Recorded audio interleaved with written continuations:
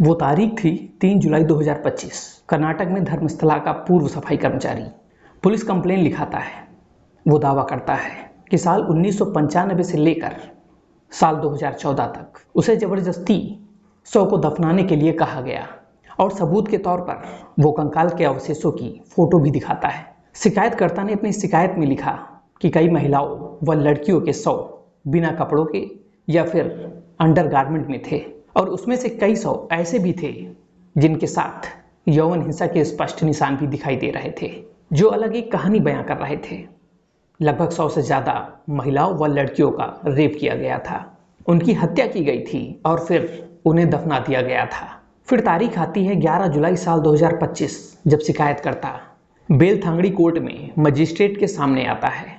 वो सिर से लेकर पांव तक काले लिबास में ढका हुआ था, हाथों में थैला लिए। उसका दावा था कि इस थैले में इंसानी खोपड़ी है। उसने कहा कि जिन लाशों को उसने दफन किया है उसी में से एक इंसान की ये खोपड़ी है, जिसे वो सबूत के तौर पर कोर्ट में लेकर पहुंचा था। तो एक के बाद एक उसने कई दावे किए।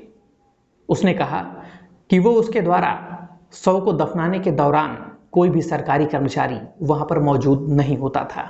उन शव के दफनाने के निर्देश सीधा मंदिर के सूचना केंद्र से आते थे, जहां शव को दफनाने के लिए 5 से 6 कर्मचारियों को रखा गया था और उसमें से एक मैं भी था। उन शवों को किसी कब्रिस्तान में नहीं बल्कि जंगल में दफन किए गए थे, जहां स्थानीय लोगों ने शव को कई बार दफनाते हुए देखा भी था, लेकिन किसी ने भी हस्तक्षेप नहीं किया। उन शव को आधिकारिक रिकॉर्ड के बिना कई सालों तक धर्मस्थला के आसपास जंगलों में दफन किया गया। तो कुछ शव ऐसे भी थे जिनको सड़क किनारे दफन किया गया, जो बाद में सड़क निर्माण कार्य में बंद कर दिए गए।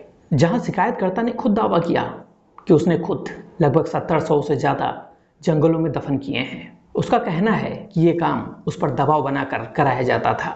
वो 20 सालों से लगातार अपराध के साथ जी रहा है और वो अब चाहता है कि उन शवों को शांति मिले, उनका अंतिम संस्कार कराया जाए।